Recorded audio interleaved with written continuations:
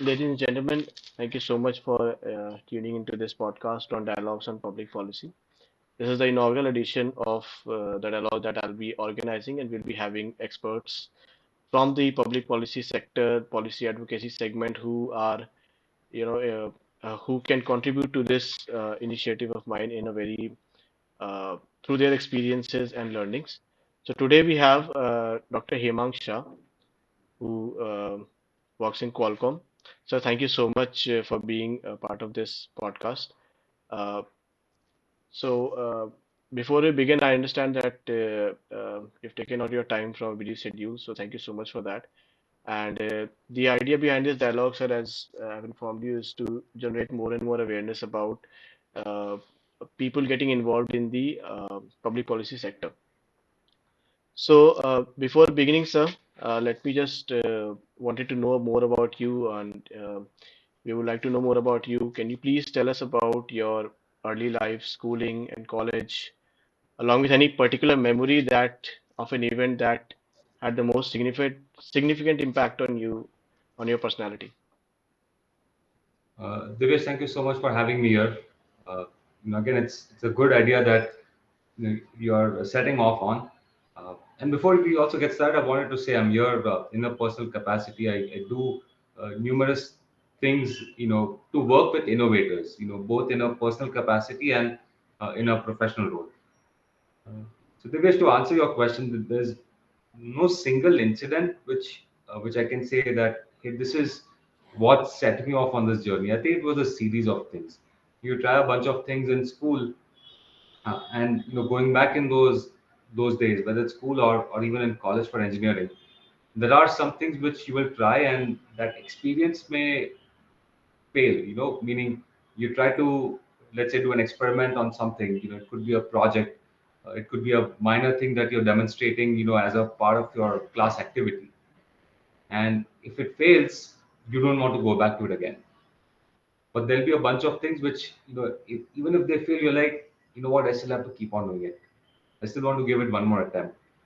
And then just that journey, you start discovering that, that fear of experimentation or that fear of failure is lesser in certain areas, and you start going along one bent of direction.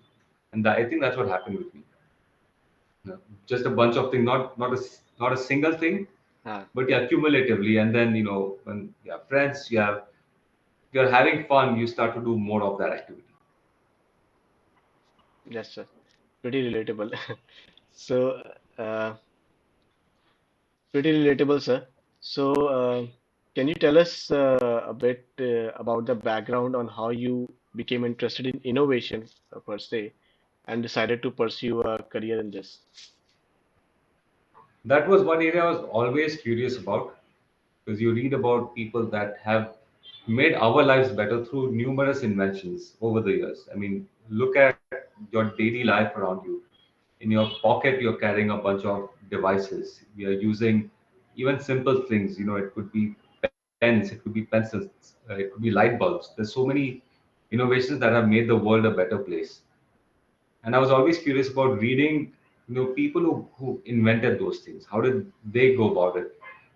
So from, I would say, very early days, I had that thing in me, and then I happened to again work, during my doctorate days with professors that were pushing the envelope, and those people started, inspiring you that it's not just the chosen few who can innovate. It's Hmm.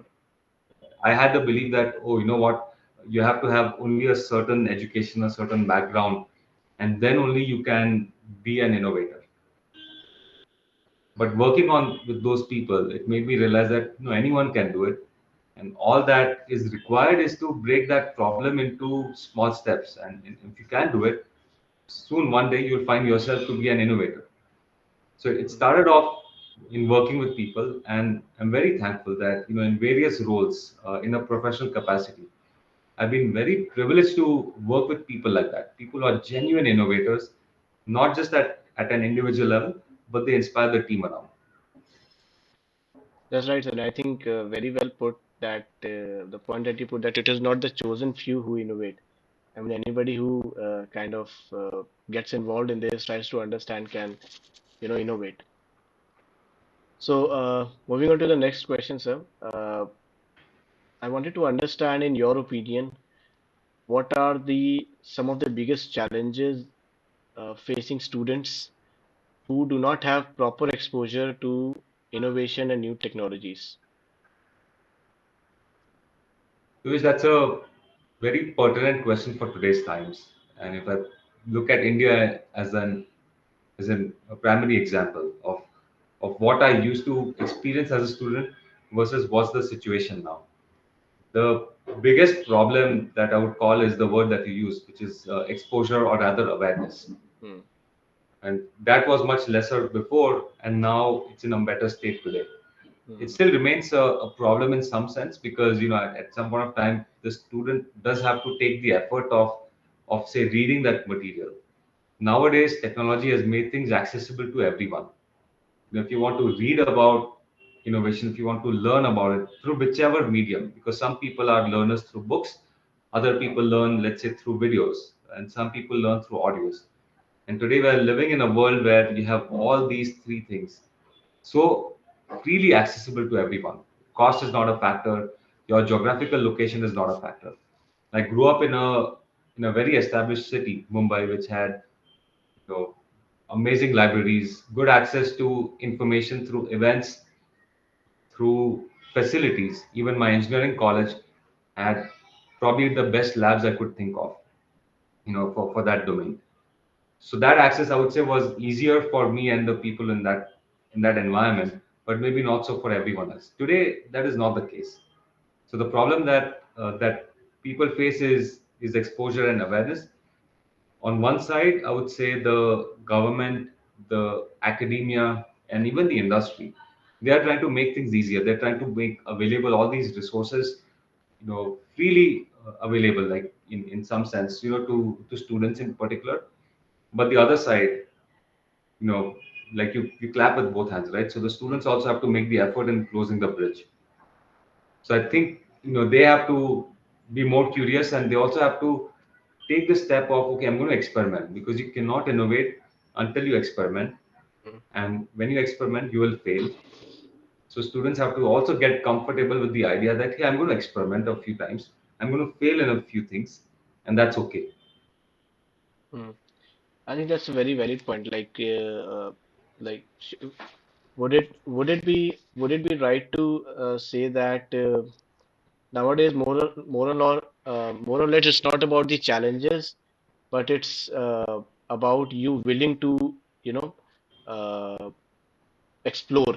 I think like early days we could have said कि हाँ ये चीज नहीं है, this thing is not there, that thing is not there. But nowadays with technology, like, everything is at your fingertips. So all you need to do is understand, okay, this is required to be done, and so solutions are there. All you need to do is act. Would it be right 100%. to say that? 100% agree. And one aspect of that is figuring out a problem to solve. So more than just looking at different solutions and all that, I think we need to get better as a country, as a community, on how do we identify problems. And that thing is not taught so much in schools, Hmm. or colleges for that matter. Like I never got that exposure. I can say this from my individual experience. You learn that over time. You learn that by working with colleagues that said that, why are we addressing this problem? Shouldn't we be looking at something else?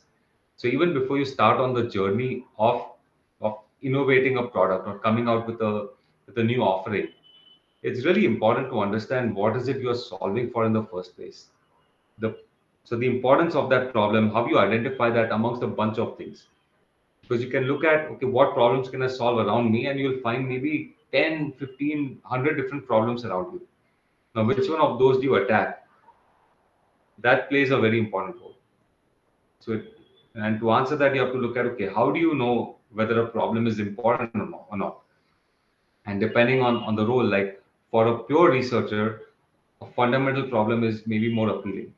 But maybe for someone who wants to launch a product in the market, they want to look at something which can be easily rolled out, can have mass adoption. And for a consumer, that problem could be very different. Right? So depending on which role you're playing, you have to look at, okay, what problem do I really solve? How do I pick it? And after that, once you are confident that you've addressed the problem that will meet the goal that you're trying to solve, whether it's for your research, whether it's for launching a product, or whether it's advancing something technically, after that the solution part begins. And that tends to be, I won't say it's easier, but a defined problem gives you a much better chance of solving it. And defining a problem or exposure to understanding a problem will only come from exposure. If you once you expose yourself to different circumstances or different standards, I think uh, that's when you see the problem around you. So the idea first is to observe carefully what is happening around you, and then see that, okay, then point out, okay, this is the problem that I need to solve.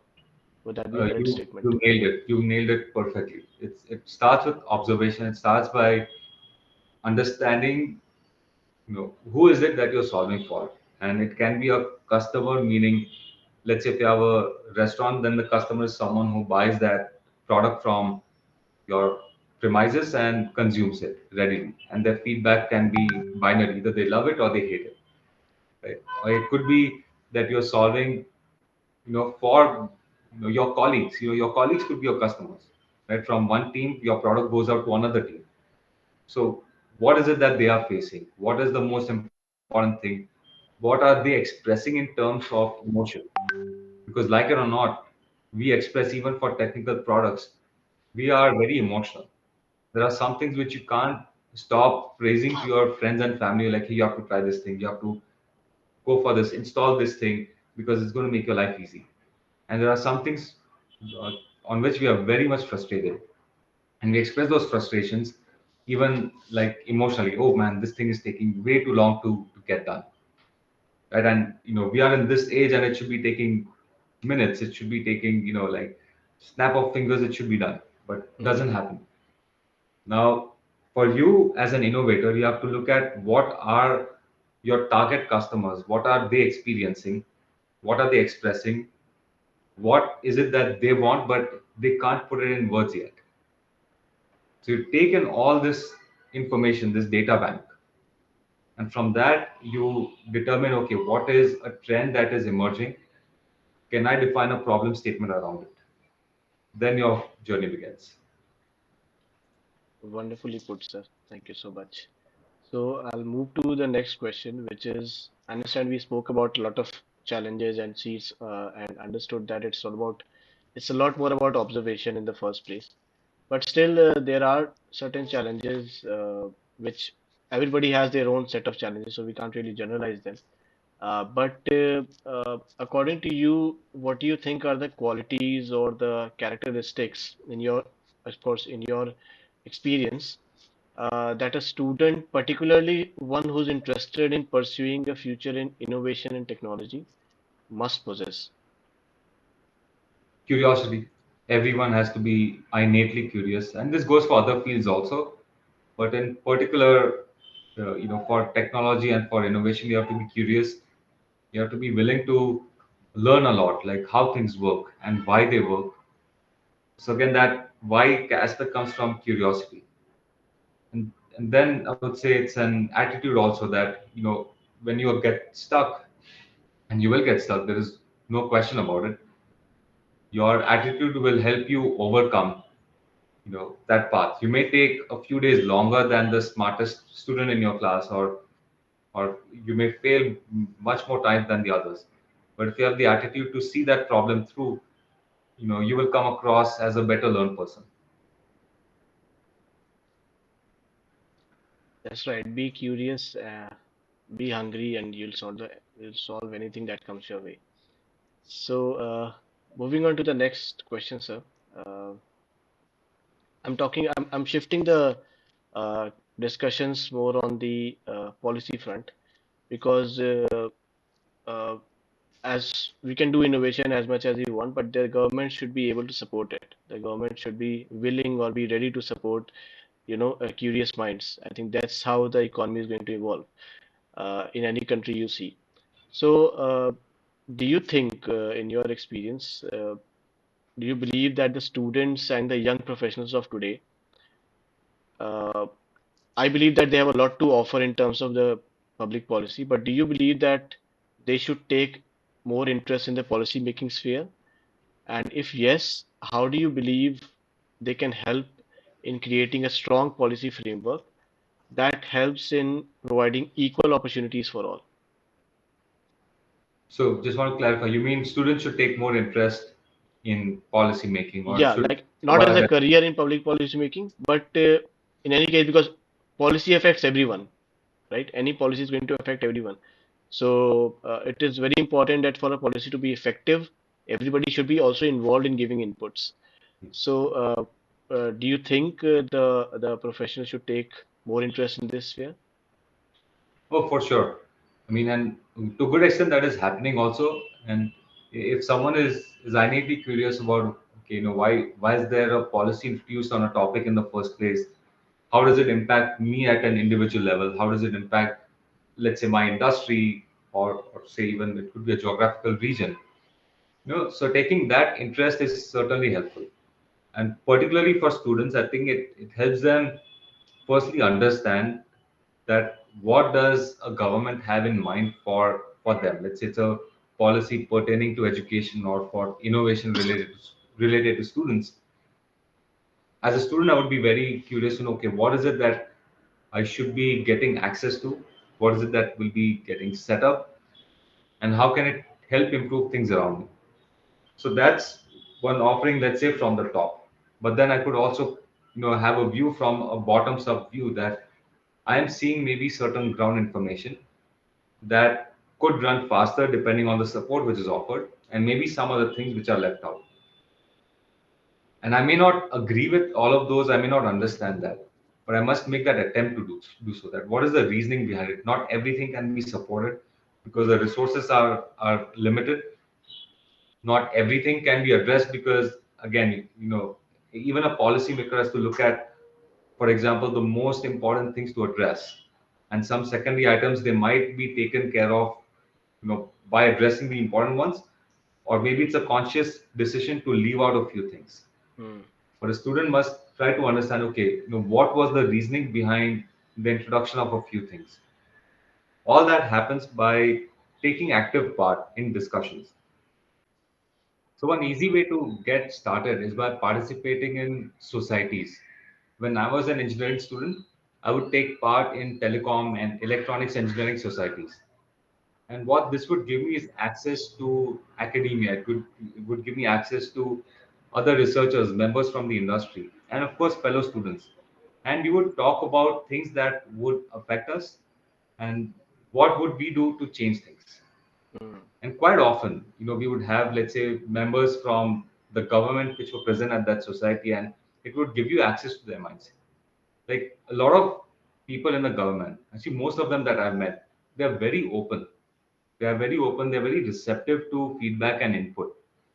So that natural dialogue opens up, and what you will see is again the next level of things, which is the people out there might invite you to provide input on some other thing that they're considering. Just wanted to jump into the next question very quickly. So I wanted to understand, in your experience, can you share any examples in of innovative programs that you have been personally involved in, or you have seen, across the sphere, that have been very successful in providing students, especially from the disadvantaged backgrounds, with access to resources and opportunities that they need to succeed? So I've worked on numerous ones, not on I would say, in all fairness, in the projects, covering my career, which focused on that, on just that specific segment. Because we tried a variety of things, let's say, in the area of, for example, IPR awareness and how we increase innovation. So some things I participate with purely in a personal capacities by mentoring and getting active, let's say, at colleges and at school students. But these are, I would say, broadly speaking, open programs. Meaning it's Okay. it's, it's for their uh, understanding how students think about it. I teach what design thinking is and how they can apply it, for their projects. And their project could be career planning, or their project could be their engineering project. So it's activities like these that I have spent a lot of my time just mentoring different college students in particular, over the years. Right. Right, sir. I think I absolutely agree with your view. Uh, so moving forward, I just wanted to understand. I mean, it's a great fact, and you'll concur with this that nowadays no education system is out of touch of technology. I mean, it has inflected everywhere.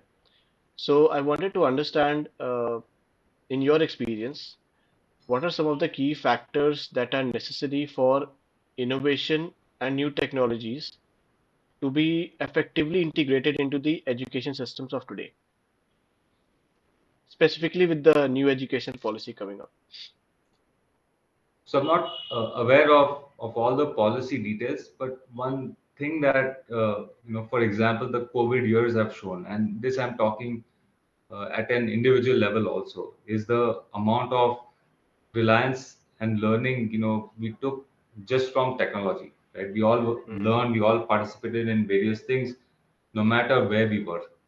Like if you look at, for example, like a country as diverse as India, you had people in, let's say, remote towns and villages. Everyone was connected, everyone was updated, also participating in a variety of things, right? So there's no denying that, and I fundamentally believe that technology is a great equalizer. It allows Hmm. people of any background to learn together, to be on the same pace with the other person.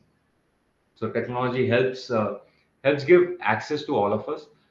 What I have seen, particularly from the background of engineering, is that it's a very technical domain in that sense, and I want to see more of that. I want to see more of the adoption of technology by the students, so that they tinker with it and they try to make it better. So there's one aspect of learning the different technical aspects. The other is actually running a bunch of experiments and then proving it out.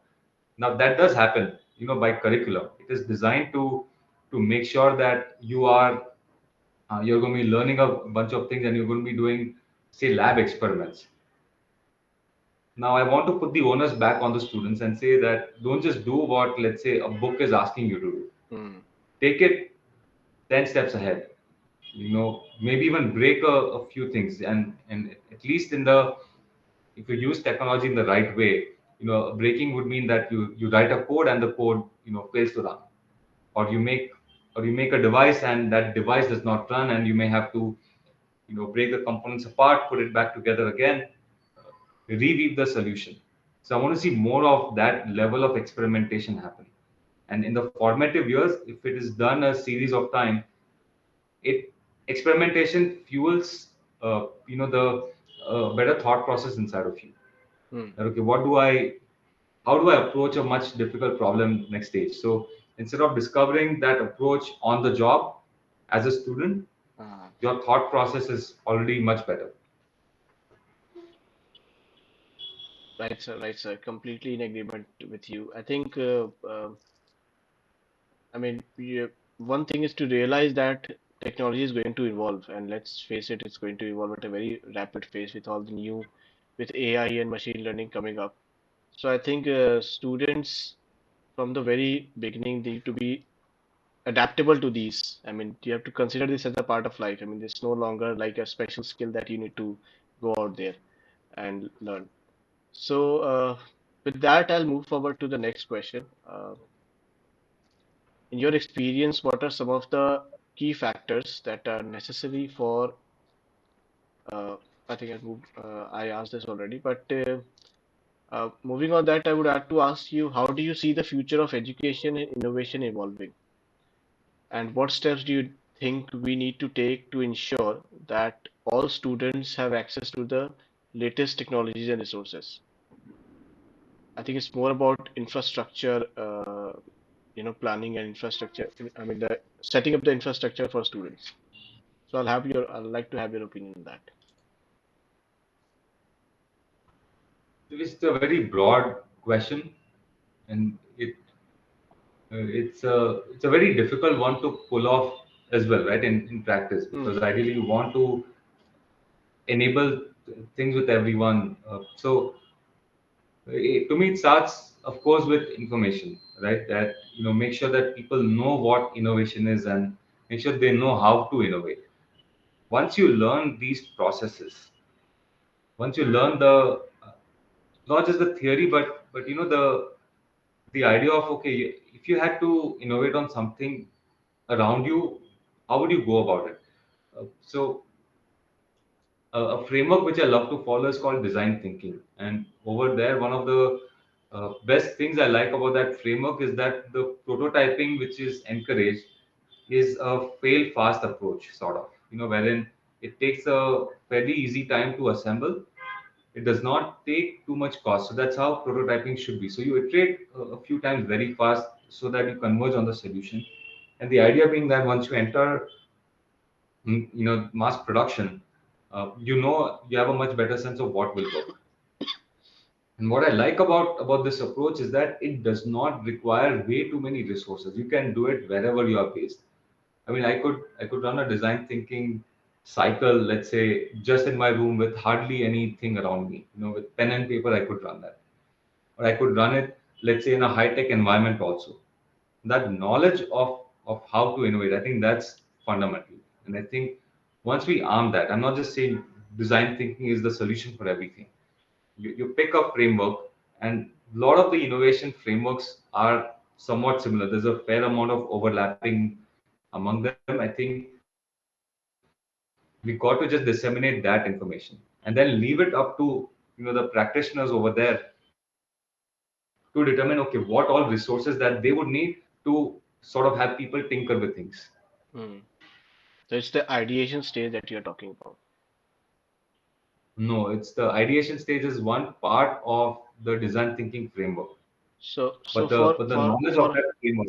right. So sir, I'll just add on to that. So for our listeners who are not, coming from technical backgrounds, would you like to kind of explain in brief what exactly design thinking is all about? Sure. Design thinking is a framework to attack any problem. In particular, it's used for innovation projects, and there are different design thinking frameworks. But to me, I like the Stanford Design School, framework, which has 5 steps. The first step is called as empathy, in which you observe your ideal customers and you take observations. The next stage is called define, where from your observations you define a problem to attack. The third step is called ideate. And this, because of the problem that you found to attack, you generate as many solutions as possible. The the fourth stage is called prototyping, wherein you try to assemble one or two of those parts into, like, a quick and easy manner so that the cost of failure is not too high. And the fifth stage is called test, wherein the prototypes that you develop, you test it out with a segment, not every customer, but a segment of the customers who give you high quality feedback. So these are the 5 stages, and it's not just one cycle and you're done. You may have to iterate through that, you may have to loop in through different Hmm. stages. You have to be prepared that sometimes your assumptions, maybe the problem you picked, the problem that you defined was incorrect and you should have gone back to a different one. Or maybe the prototyping that you did was good enough and you need to make minor adjustments. So be prepared to all sorts of iterations that you have to follow in design thinking. Right, sir. So my objective was to get the most out of you on this aspect. So thank you so much for that. I understand we are running short on time, so I'll just move on to the last two questions. The second last question I wanted to put in, just wanted to understand if there are any specific projects or initiatives that you are currently working on that relates to innovation, public policy, and education per se, or any other specific project that you think could help the society at large. So there's an initiative which I'd like to bring awareness about, and it's for intellectual property awareness. Now, with every innovation, you are going to generate intellectual property rights, Hmm. and there'll be a numerous types of IP rights depending on the nature of your work. It could cover patents, it could cover copyrights, it could cover trademarks, and so on. What I have found in working with a lot of startups in particular is that the awareness tends to be all over the place. Meaning you'll have some very IP savvy folks, but then you also have some that have either they don't have complete information or they may have made some assumptions. So in we have an initiative, and I'll share the link with you. It's called L2 Pro India. It's a completely free resource, which has been written in particular for innovators at startups and at SMEs, like a reference guide. And the idea behind this is that if I'm working on some innovation thing, I want to have a light bulb go on in my head, and I want to say, okay, at what point do I reach out, to someone that can help me register this IP right? How does the behind the scenes work? Because that kind of information also helps me as an innovator, right? So check out L2 Pro India. I think that's one initiative which I believe every student, every entrepreneur should have access to, because there's no denying that they will be innovating, and we want to convert all their different projects into IP rights. Some of it is happening, but there is a scope for improvement. Of course, with the vast landscape that India is, I'm sure once people are more and more aware about this initiative, I think they'll obviously move forward and take advantage of it. So I will mention the details in the description of this video so that you can check out the L2 Pro as sir has said. So, sir, the final question before we part our ways, we will be any advice that you would like to give to educators, policymakers who are looking to promote innovation and provide equal opportunities for all students in the education system? I think the work we are doing is great. I mean, this is the time where we are seeing a confluence, like, and the lens I'm bringing in is from the world of startups, because I'm deeply familiar with the Indian startup ecosystem, and now I'm getting to know the African startup ecosystem a bit as well. So what we are seeing is that, or rather, it's a proof that we have plenty of talent, and Hmm. that talent, you know, is coming up with very interesting ideas, very interesting, proposals. So as an educator, like if I were to put myself strictly in that shoe, I would have to, kind of nurture that spirit of okay, it's fine to, let's say, challenge some of the assumptions which are there. Let's say in engineering books, it's fine to challenge, think that why, how can it work better? How can we make this 10x better? Thank you so much. So, finally, before we part our ways, I wanted to ask you about your advice from your years of experience. That would you like to give to educators, policymakers, and all the other stakeholders who are involved in, promoting innovation and who are looking to promote innovation and provide equal opportunities for all students in the education system? Divyesh, thank you for that question. And firstly, I would thank to everyone involved, in particular educators, to that have inspired, generations of kids who have now become, innovators, who have now become policymakers and so on. I mean, I fundamentally believe that teachers have an amazing role in our lives, and sometimes you don't thank them enough. So I think, that gratitude to them is really required. The other is, if you want to inspire people to work in the innovation space, you have to be prepared that a lot of these students of today are very forward looking. Just look at our startup ecosystem, the number of products that they are launching. So they are challenging the status quo, and I think they are going to keep challenging various things. So the best thing that I would probably do, if I were to put myself as in the shoes of an educator, or let's say a policymaker or someone in the innovation space, is to be very familiar with the different innovation aspects. And so I would Hmm. say, if you're not familiar, start learning, say, design thinking, or start learning different innovation fundamentals, innovation principles. So how can you, well, firstly, I've discovered that when I read about those things, even now continually I read on that, to every day. It helps me as an individual. It helps me in my various roles, but then it also helps me enable others. So that it doesn't have to be a formal certification. It's just an awareness, okay, of what are the different building blocks which are required, to fuel further innovation in the country. And we have an immense, I guess, rollout of various innovation, frameworks and initiatives. So I think just enabling a lot of those, is going to lead to a crazy amounts of output from the students in this country. So I'm just looking Hmm. forward to it, Divesh. I think exciting times ahead, sir.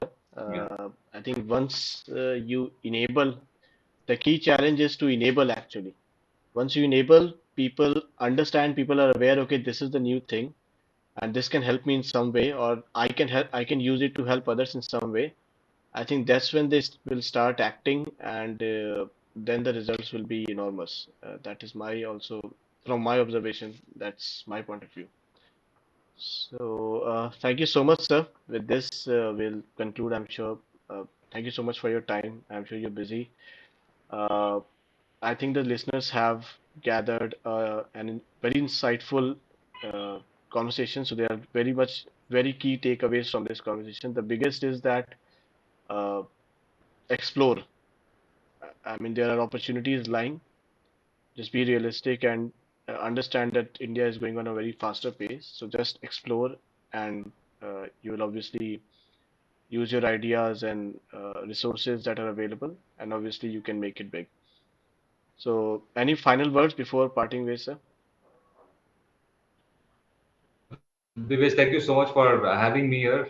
And to innovate, just be curious, and good things will happen. Right, sir. Thank you so much. Sure. Thank you.